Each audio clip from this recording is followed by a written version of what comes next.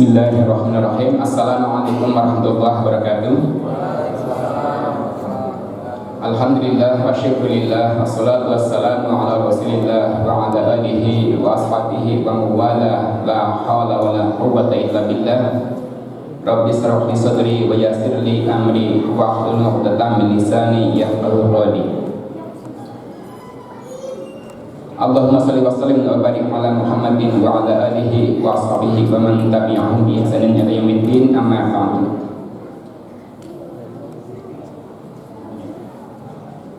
Jamaah Masjid Al-Ghani yang dimuliakan Allah, alhamdulillah di malam yang ke 16 ya, 18 ya.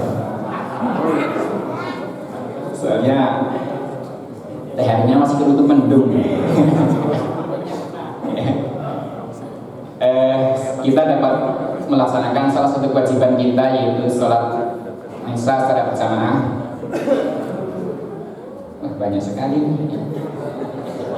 tapi dimulainya pakai duduk ini.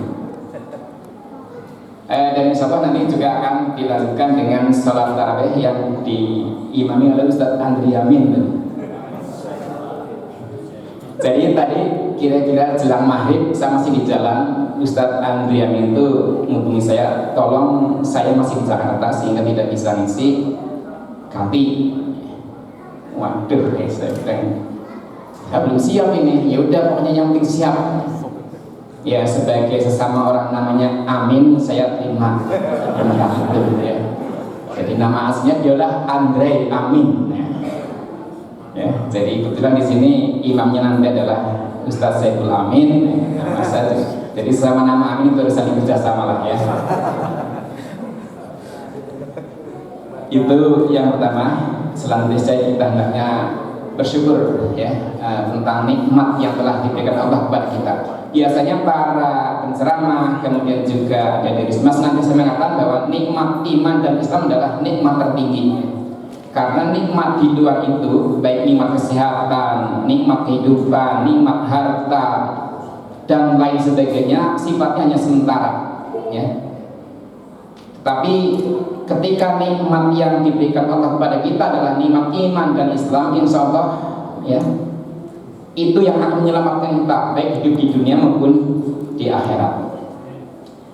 Nah, mengenai tema yang disodorkan ke saya oleh Al-Mukarram Komandan Ruhama itu mengenai Al-Quran sebagai sumber pengetahuan. Sebenarnya saya sudah mulai menghimpun bahan-bahannya, tapi belum sempat selesai udah kita tembak. Jadi agak grogi juga apa yang disampaikan ini ya. Tapi baiklah begini, nanti akan saya kaitkan, akan ketemu juga. Suatu ketika Rasulullah didatangi oleh seorang penduduk Arab dusun, kemudian bertanya, Muhammad, Allah itu jauh atau dekat?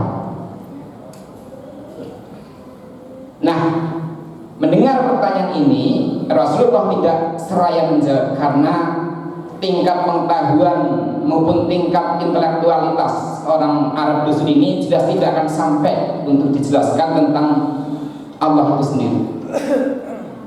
Nah, sebelum Rasulullah menjawab, maka turunlah wahyu yang terkait dengan puasa sebenarnya ini ya, yaitu yang tertera dalam surat Al-Maidah ayat 186 kalau masalah ya. Yang bunyinya adalah wa idza sa'alaka ibadi anni fa inni qarib ujibu da'wat da'i idza da'an falyastajibu li wa yu'minu bi la'allahum yarshudun.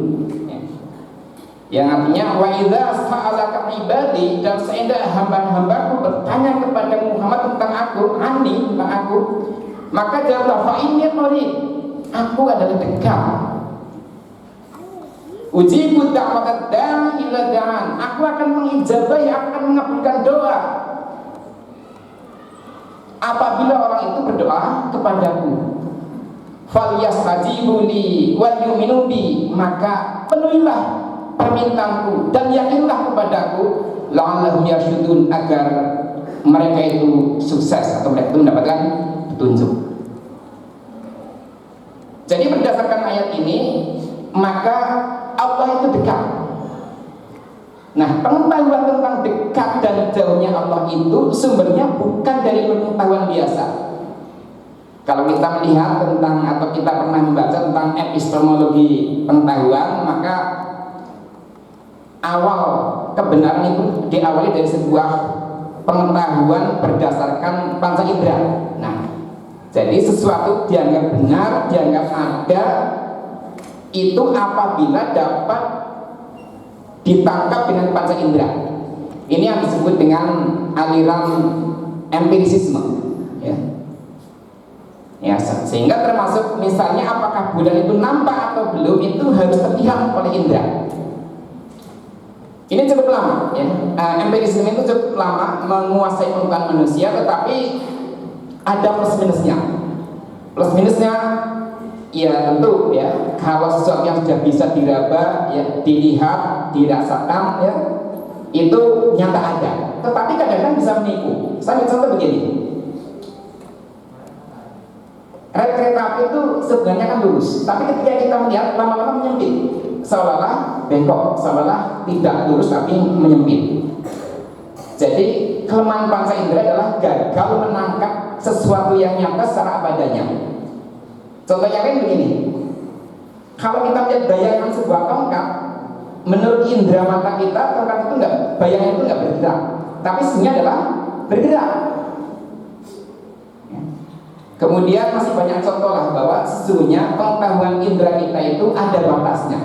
Maka faham empirisisme ini sebagai dasar pengetahuan, sebagai sumber pengetahuan kemudian dikoreksi dengan paham rasionalisme. Jadi sesuatu itu dianggap benar dan diterima oleh pikiran manusia apabila sesuatu itu masuk akal atau diterima oleh akal sehat. Maka di dalam menentukan misalnya berapa lama perputaran matahari dan bulan, ya, setiap tahun itu digunakanlah ilmu hisab. Nah, di sini kemudian akhirnya ada bahan yang menyatakan suatu benar dan diterima itu kalau memang diterima oleh akal. Disitulah munculnya paham rasionalisme. Tetapi tetap semua ada kelemahan, ya. Rasionalisme juga gagal menangkap hal-hal yang terjadi di masa mendatang. Nah, bab yang terakhir kita bicara mengenai Islam.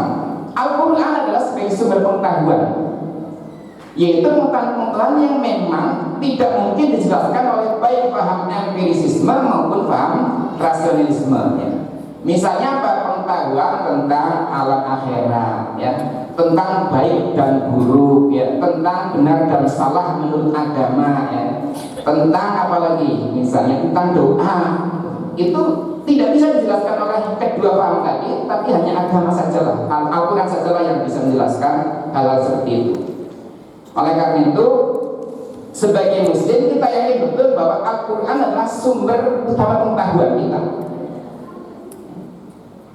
Nah, tentu ya tidak serta-merta bahwa wah kalau begitu semua pengetahuan ada di Al-Quran, tidak, ya.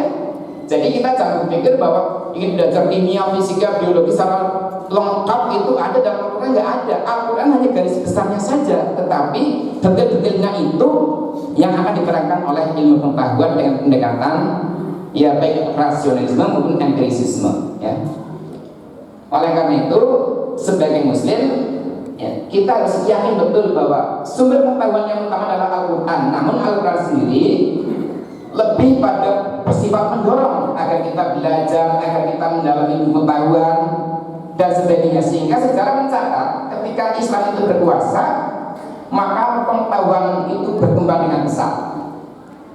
Mungkin Pak Yongki paham lah, misalnya siapa Al-Jabar, ya. Al-Jabar itu yang orang Islam, ya, penemu kimia itu banyak. Ilmu kedokteran modern itu dikembangkan oleh misalnya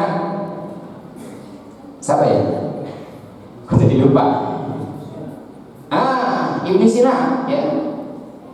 Dan banyak lagi tokoh-tokoh yang memang dulu didorong oleh Al-Quran, yang dimotivasi oleh Al-Quran sehingga mereka mampu menciptakan ilmu pengetahuan modern yang sampai sekarang menjadi rujukan dari teori-teori yang berkembang di Barat. Itu materi yang mestinya saya sampaikan, ya. Sampai di situ berhenti. Apalagi, ya. Baik, saya lanjutkan, ya. Kembali pada tadi, ketika Rasulullah ditanya oleh hamba sahaya, hamba yang sebenarnya pengetahuan baik rasional maupun empirisisme sangat terbatas, ditanya tentang sesuatu yang gaib, ini nggak akan dijawab oleh pengetahuan modern. Maka yang menjawab adalah Al-Quran dengan kata-kata "Fa ini sesungguhnya aku adalah dekat, ujibu da'wat da'i idza da'an." Aku akan mengabulkan permohonan orang-orang yang berdoa kepadaku. Nah, ayat ini jadi landasan bahwa kita itu sesungguhnya diperintahkan oleh Allah supaya berdoa, apalagi di bulan puasa ini. Ayat ini terkait dengan puasa sebenarnya. Diawali dari ya ayyuhalladzina amanu kutiba alaikumusiyam. Salah satu kelanjutannya adalah ayat tadi. Dan di dalam sebuah hadis dinyatakan bahwa ada 3 doa yang tidak ditolak atau kemungkinan bisa diterima. Apa saja? Yang pertama adalah al-imamun adil, seorang imam yang adil. Yang kedua adalah as-shaimu hatta yuftir, seorang yang berpuasa hingga berbuka. Dan yang ketiga adalah orang yang zalim, apabila ia berdoa kepada orang yang menzalimi. Orang yang dizalimi apabila ia berdoa kepada orang yang menzalimi. Jadi pengetahuan mengenai doa diterima atau tidak, pengetahuan mengenai bagaimana hubungan manusia dengan Allah itu diterangkan oleh Al-Quran. Dan ini adalah sumber pengetahuan kita. Bapak Ibu sekalian, sejarah mencatat bahwa banyak sekali orang-orang yang punya pengalaman mengenai doa. Pada tahun 7 misalnya, ada seorang perwira, dia akan melakukan latihan militer pagi harinya. Malamnya itu sholat malam, berdoa. Mungkin bagi militer ini hal yang asing ya. Ini mau ujian, mau latihan perang, kok malah sholat malam ya. Dilihat sama teman-temannya, Anda mau sholat malam atau mau berdoa, tidak ada pengaruhnya. Apabila udara baik, cuaca baik, kendaraan baik, mesinnya baik, kita akan selamat. Sebaliknya, walaupun Anda berdoa setengah malam suntuk, tapi kalau udaranya tidak baik, cuaca juga buruk, mesin juga tidak bagus, maka kita akan celaka. Walaupun diledek sama teman-temannya, orangnya kita berdoa. Dan apa yang terjadi kemudian? Ketika terjadi latihan perang tersebut, terjadilah sesuatu di mana terjadi kecelakaan dan semua orang meninggal kecuali dia sendiri yang masih hidup. Maka orang mengatakan, boleh Anda boleh percaya boleh tidak, saya telah melakukan eksperimen dengan doa dan terbukti bahwa Allah menyelamatkan saya karena doa-doa saya. Ini contoh ya, bahwa doa itu ternyata memang bisa mengubah sesuatu yang di luar nalar rasionalisme maupun empirisisme. Contoh yang lain, seorang dokter di bidang penyakit dalam kena penyakit, ya punya penyakit yang kanker lah, kira-kira begitu ya. Kemudian diobati di dalam negeri gagal, angkat tangan, bawalah ke Jerman. Dia bersama kolegonya berangkat ke Jerman untuk berobat. Dan dinyatakan ketika pemeriksaan pertama bahwa benar bahwa ini adalah mengandung penyakit yang harus dioperasi, mau tidak mau. Kemudian disuruh puasa. Nah di saat itulah ya, dokter, bukan dokter lagi, dokter tapi dokter ini berpuasa ya. Puasa Daud, hari ini puasa, besok tidak. Jadi sambil menunggu waktu ketentuan operasi, terus melakukan tindakan seperti itu. Hari ini puasa, besok tidak. Puasa, besok tidak. Kemudian malamnya berdoa, sholat malam. Dan pada saat pemeriksaan berikutnya apa yang terjadi? Para profesor dan para dokter yang berasal dari Jerman tadi menyatakan Anda ternyata tidak terkena apapun, Anda itu sehat. Padahal pada waktu pemeriksaan awal maupun ketika di Indonesia orang ini benar secara positif dinyatakan terbukti harus dioperasi. Tapi ketika dia berdoa dan melakukan sholat malam kemudian puasa Senin Kamis, Allah menghendaki lain, penyakitnya sembuh dengan sendirinya. Dokter kadang mengatakan Anda boleh percaya boleh tidak, tapi saya sudah melakukan eksperimen dengan doa saya. Allah mengabulkan permintaan saya sehingga saya bisa terlepas dari operasi dan saya sehat sekarang. Dan demikianlah ya, barangkali Bapak Ibu sekalian pernah membaca buku-buku mengenai pengalaman orang-orang yang pernah berdoa, yang sukses dengan doa. Bahkan saya pernah melihat di TV seorang pilot sampai nangis-nangis ketika pesawatnya itu mengalami kecelakaan dan dia berdoa pasrah alhamdulillah dia selamat ya. Dari sekian penumpang hanya beberapa saja yang celaka. Orang itu juga mengatakan saya hakul yakin tentang Allah. Bahkan Allah itu benar-benar ada. Ya artinya bukan berarti dia nggak percaya, tapi lebih meyakinkan bahwa Allah itu ada. Jadi dari berbagai pengalaman orang-orang yang terkenal, para ilmuwan, kemudian juga para ustadz, banyak sekali yang menceritakan tentang bagaimana kekuatan doa. Yang sekali lagi ini bukan atau di luar wilayah empirisisme maupun wilayah rasionalisme. Pertanyaannya adalah, Pak, saya hampir tiap hari sudah berdoa, ya, tapi kok kenapa belum dikabulkan? Coba bayangkan, kita ketika kita masuk masjid itu semuanya dirangkai dengan doa. Masuk masjid berdoa, doanya apa ya? Lupa, nggak pernah. Mohon maaf kalau saya dikoreksi. Allahumma ftah abwaaba rahmatika, kalau nggak salah ya. Ya Allah, bukakanlah pintu rahmatmu ya. Jadi masuk masjid berdoa, begitu sholat membaca doa. Misalnya di Al-Fatihah, ihdinas siratal mustaqim, ya Allah tunjukkanlah kami pada jalan yang lurus. Itu adalah doa. Rukuk doa, sujud terus.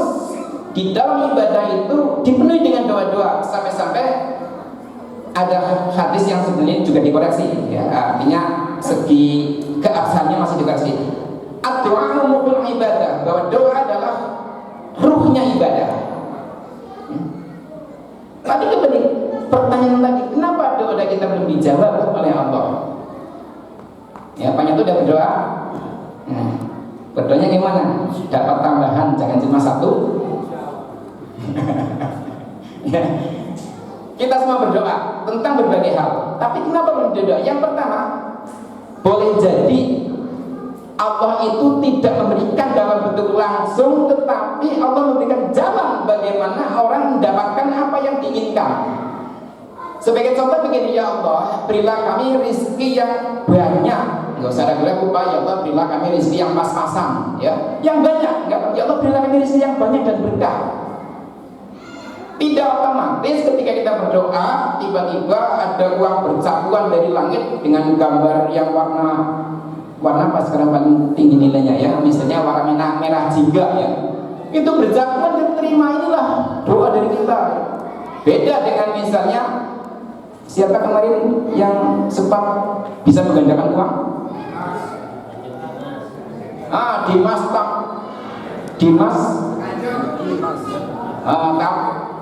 Dimas pajak atau pribadi ya. Saya nggak tahu, kadang-kadang sekarang itu bingung, apakah seorang kiai merangkap dukun ataukah dukun merangkap kiai ya, kadang-kadang begitu ya.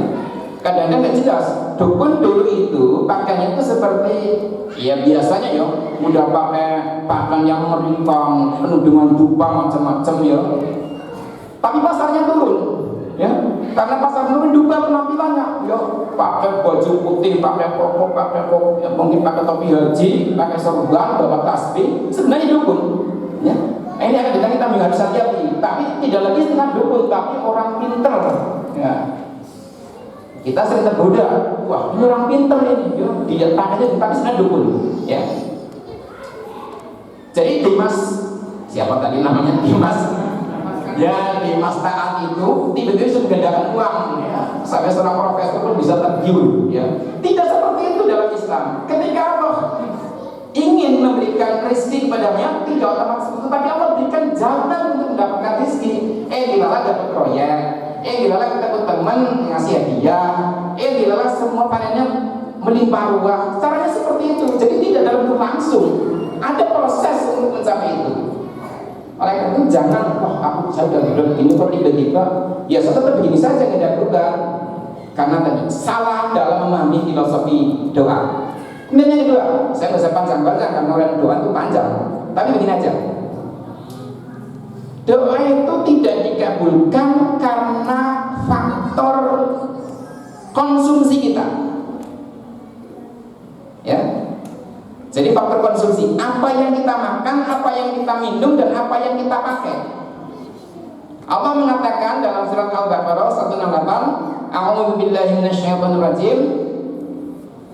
Ya ayuhan nasu kulu mimma fil ardi halalan thayyiba wa la tattabi'u khutuwati syaitan innahu lagu ya wa la tattabi'u khutuwati syaitan. Jadi begini, ya ayuhan nas, hai sekalian manusia, kulu mimma fil ardi, makanlah dari apa yang di bumi, halalan thayyiba, yang halal dan baik. Ya.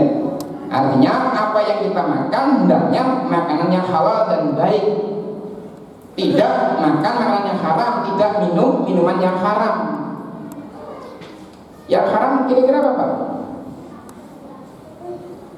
Misalnya ya, daging babi haram. Haram itu ya jangan dilihat dari sudut pengetahuan modern. Kembali lagi ke sini ya. Boleh jadi ilmu-ilmu pengetahuan modern menyatakan babi itu nggak apa-apa dimakan. Tapi ketika engkau sudah mengatakan bahwa babi itu haram, itu ujian bagi kita. Kita terima kebenaran dari Allah. Wallahu a'lam apakah itu baik atau buruk. Yang penting itu adalah Allah, kita terima. Jadi jangan berpikir wah babi itu mengandung ini. Ya nanti kalau suatu saat ada obat atau cara untuk menghilangkan semua penyakit yang ada di babi, apakah lantas halal? Tidak. Halal menyangkut haram dan halal itu adalah ujian dari Allah untuk kita, patuh atau enggak kita.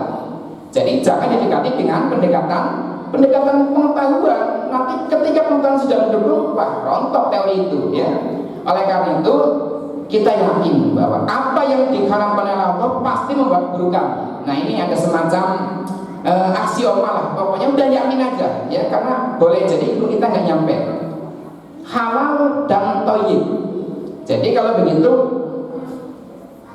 ayam halal atau haram Pak Tri? Ayam kampung? Hah? Halal ya? Haram. Ayam itu haram Pak.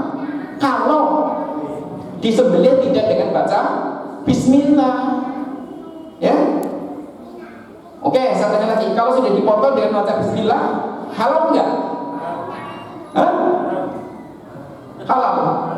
Haram kalau itu dari uang nyuri ya. Jadi misalnya ayamnya nyuri dipotong dengan baca bismillah ya. Walaupun hasil curian tetap haram. Nah yang sering terjadi ini ya, kita itu mungkin bisa menghindari makanan yang haram dari segi zatnya, tetapi yang sering kita lupa atau sering kali kita itu terjerumus adalah makan makanan haram yang bersumber, yang berasal dari sumbernya, dari uang nyuri, uang korupsi, uang menipu ya. Itu yang jadi sumber haramnya barang yang kita makan. Dan ini yang menjadi penghambat terkabulnya doa. Itu, jadi kalau kita doanya belum terkabul, coba evaluasi diri. Uang yang kita makan itu, maaf yang kita makan, uang nggak pernah dimakan ya. Makanan yang kita makan itu halal nggak dari segi sumbernya atau dari segi zatnya? Dari segi sumbernya, dari segi zatnya, insya Allah kita bisa terhindar lah. Rata-rata semua jamaah Masjid Al-Ghani kalau disuruh makan daging babi 100% nolak, ya. Demikian juga darah atau yang lain yang semua yang diharapkan itu pasti nolak. Tapi ketika diberi makanan atau kita mendapatkan rezeki yang sumbernya subhat, yang ragu-ragu, bahkan yang jelas-jelas haram, kita belum tentu bisa menolak. Dan itu yang menjadi sumber terhambatnya doa, yang jadi sumber kenapa doa tidak dikabulkan. Ini ada sedikit riwayat dalam satu hadis, ada seorang yang berdoa, ya Allah berilah aku, ya Rabbi berilah aku ini dan itu, ya Allah Rabbi berilah aku ini dan aku ya. Berilah aku ini dan itu.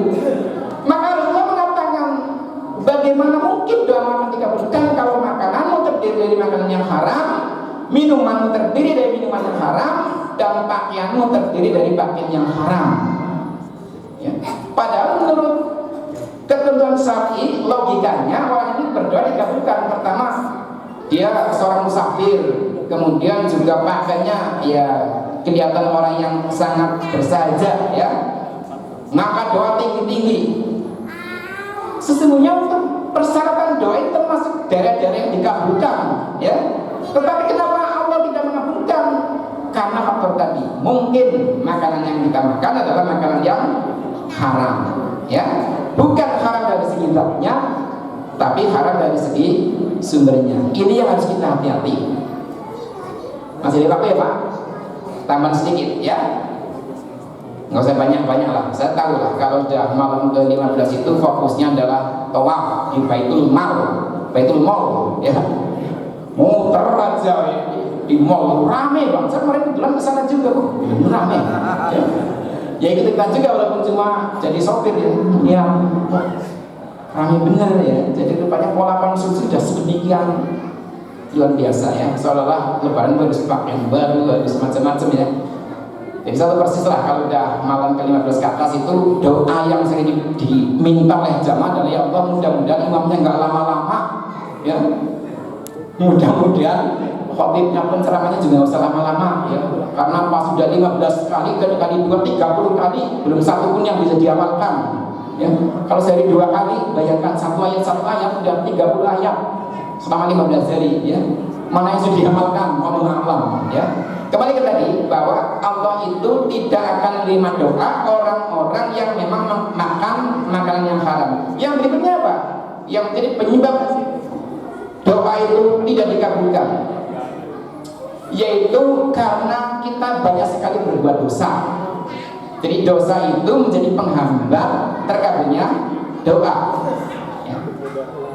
Hati itu sesungguhnya adalah bersih, tetapi ketika terlalu banyak noda yang nempel, maka hati menjadi gelap ya. Yang tadinya putih bersih menjadi hitam gelap, sehingga ketika ada cahaya atau ilahi nggak mampu menangkap sinyal itu, nggak nyampe. Karena ditutup oleh dosa-dosa. Oleh karena itu orang yang banyak berbuat dosa menjadi penyebab tidak terkabulnya doa ya. Maka marilah kita senantiasa bertobat. Jadi tidak ada dosa besar kecuali kita memang senantiasa bertobat. Dosa kecil bisa menjadi dosa besar kalau dibiarkan tumbuh berkembang, dibiarkan tidak bertobat, dan dosa besar pun bisa hilang kalau kita senantiasa bertobat ya, asal bukan syirik. Oleh karena itu di dalam rangka agar doa itu lebih dikabulkan oleh Allah, lebih mudah ya sinyal antara makhluk dan Khalik, maka hendaklah kita menjauhkan diri dari dosa-dosa, baik dosa besar maupun dosa kecil. Kemudian berikutnya, nah ini boleh jadi apa yang kita minta atau yang kita mohonkan kepada Allah tidak membawa kebaikan kepada kita. Misalnya begini ya, ya Allah, nah ini misalnya yang berdoa apa? Timbul, mengapa timbul? Ya Allah, sadarkanlah istri saya, mudah-mudahan saya bisa mendapatkan satu lagi. Misalnya, ya Allah maha tahu betul. Wong istri satu aja sebulan sudah telat, ya ke masjid jarang, apalagi kalau 2 misalnya, ya nggak dikabulkan. Karena ternyata apa yang kita minta itu tidak membawa kebaikan pada kita.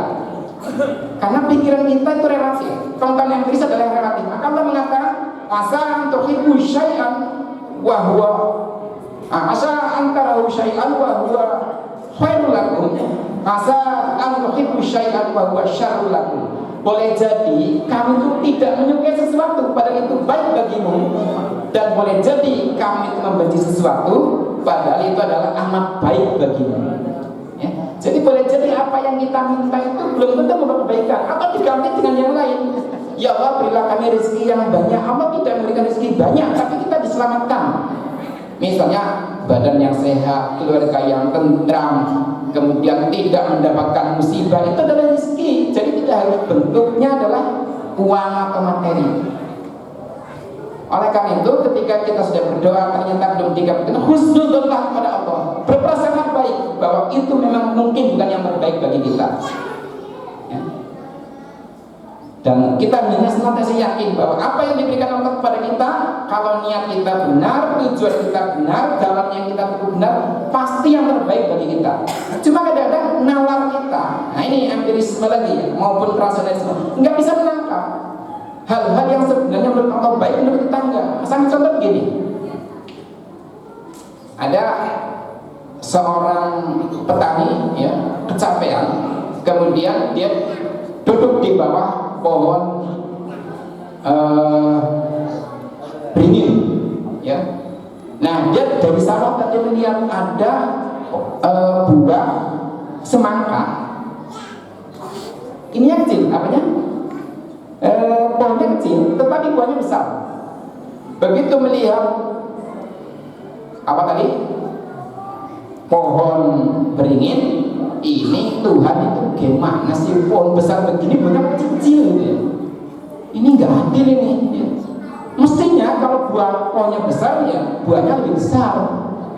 Nah karena orang ini baru pulang dari sawah capek, dia sambil duduk tertidur, tiba-tiba tepluk di kepalanya jatuh kan, ya buah dari pohon beringin tadi. Dia baru kaget, astagfirullahaladzim, untung ini nggak sebesar pohon, nggak sebesar buah semangka. Coba kalau sebesar buah semangka atau sebesar buah durian, ya. Nah itu rahasia yang kita sendiri nggak tahu. Itu bukan wilayah empirisisme maupun rasionalisme, itu adalah Allah yang lebih baik. Ini saja ya sebagai materi yang mestinya saya sampaikan pada Kamis besok, tapi karena tukar guling sama Ustadz Andre Amin, maka saya harus mengisi malam ini ya. Kurang lebihnya mohon maaf. Billahi taufiq wal hidayah. Assalamualaikum warahmatullahi wabarakatuh.